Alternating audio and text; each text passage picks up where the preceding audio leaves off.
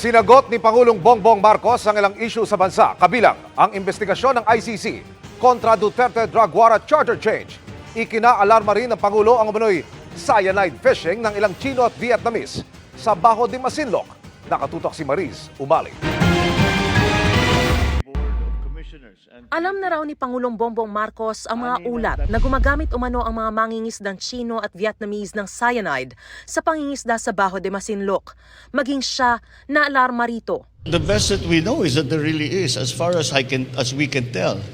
Sabi ng BIFAR, talagang merong ginagamit. Meron naman nagsasabi, matagal nang ginagawa yan.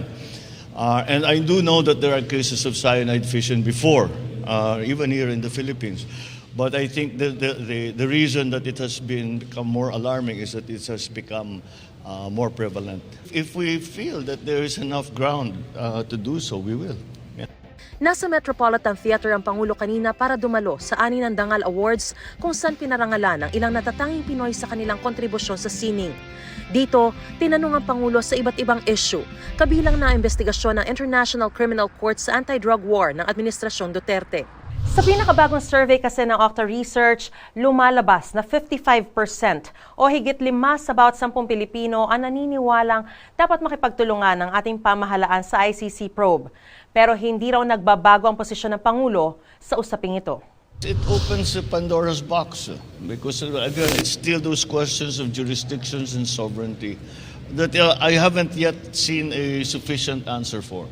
And until then, I do not recognize their jurisdiction in the Philippines. It's not about the evidence. It's about the jurisdiction of the ICC in the Philippines. They can produce as much evidence as they want, but they cannot act upon it in the Philippines. That's the point. Kaugnay naman sa usapin ng pag-amyenda sa konstitusyon, sinabi ni Pangulong Marcos na kailangan itong maisakatuparan. Nakikipag-usap na raw siya sa 2 kapulungan ng Kongreso sa nakalipas na ilang buwan na. At nang tanungin kung ano ba ang mas naisana niyang paraan ng pagbabago. What's happening now? First that bills, I always said the Senate will take the lead. The Senate is taking the lead. And between the two houses, they will come to an agreement, and that will be the way we'll do it. But I don't know why there is such. It's really a storm in a teacup because this has been decided very long ago from both the leaders of both houses. Para sa GMA Integrated News, Mariz Umali, Nakatutok, 24 Oras.